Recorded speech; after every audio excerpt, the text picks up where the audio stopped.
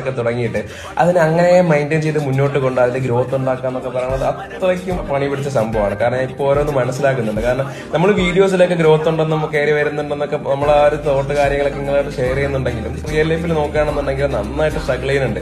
നമ്മൾ പറഞ്ഞ പോലെ കഴിഞ്ഞ ദിവസത്തെ റിട്ടേൺ വന്ന ബോട്ടിലിന്റെ എണ്ണം എന്ന് പറഞ്ഞാൽ 58 ബോട്ടിലാണ്. സോ ഇത് കാണുമ്പോഴത്തേക്കും കൂടെ ഉള്ളവർക്കാണെങ്കിലും ഇങ്ങനെയാണ് ഇങ്ങനെ പോയി കഴിഞ്ഞാൽ എന്തായിരിക്കും ലാസ്റ്റിൽ എത്തുക എന്നുള്ള സംഭവം ഉണ്ടാവും. സോ നമ്മൾ തീരുമാനിച്ചു എന്തായാലും നമ്മുടെ ഈ സംഭവമായിട്ട് ലാബിൽ പോവുക, അത് കഴിഞ്ഞിട്ട് ടെസ്റ്റ് ചെയ്തിട്ട് ഇതിന് ഹാംഫുൾ അല്ലാത്ത രീതിയിൽ എന്ത് പ്രിസർവേറ്റീവ്സ് ചെയ്യാൻ പറ്റുക, അങ്ങനെയാണെങ്കിൽ എത്രയും പെട്ടെന്ന് ചെയ്യണമെന്നും. അതുപോലെ ഒരുപാട് ആൾക്കാർ ചോദിച്ചു നമ്മൾ ഈ റിട്ടേൺ വരുന്ന ബോട്ടിൽ എന്താ ചെയ്യുന്നുള്ളത്. ഒന്നും ചെയ്യാതെ നേരെ എടുത്ത് ഡിസ്പോസ് ചെയ്യാണ്. ഒരു വിധത്തിലുള്ള റീസൈക്ലിംഗ് കാര്യങ്ങളൊന്നും ഇല്ല. ഒരു കാര്യം തുടങ്ങി വെക്കുക എന്ന് പറഞ്ഞാൽ അത്ര ബുദ്ധിമുട്ടുള്ള കാര്യമായിരിക്കില്ല. പക്ഷെ അതിനെ കൺസിസ്റ്റന്റ് ആയിട്ട് മുന്നോട്ട് കൊണ്ടുപോകുന്നത് സത്യം പറഞ്ഞാൽ മനുഷ്യന്മാരെ സംബന്ധിച്ചിടത്തോളം ഭയങ്കര ഹാർഡായിട്ടുള്ള സംഭവമാണ്. പ്രത്യേകിച്ച് ഒരു ബിസിനസ് ഒക്കെ തുടങ്ങിയിട്ട് അതിനെ അങ്ങനെ മെയിൻറ്റെയിൻ ചെയ്ത് മുന്നോട്ട് കൊണ്ട് അതിന്റെ ഗ്രോത്ത് ഉണ്ടാക്കുക എന്നൊക്കെ പറയുന്നത് അത്രയ്ക്കും പണി പിടിച്ച സംഭവമാണ്. കാരണം ഇപ്പോൾ ഓരോന്ന് മനസ്സിലാക്കുന്നുണ്ട്. കാരണം നമ്മൾ വീഡിയോസിലൊക്കെ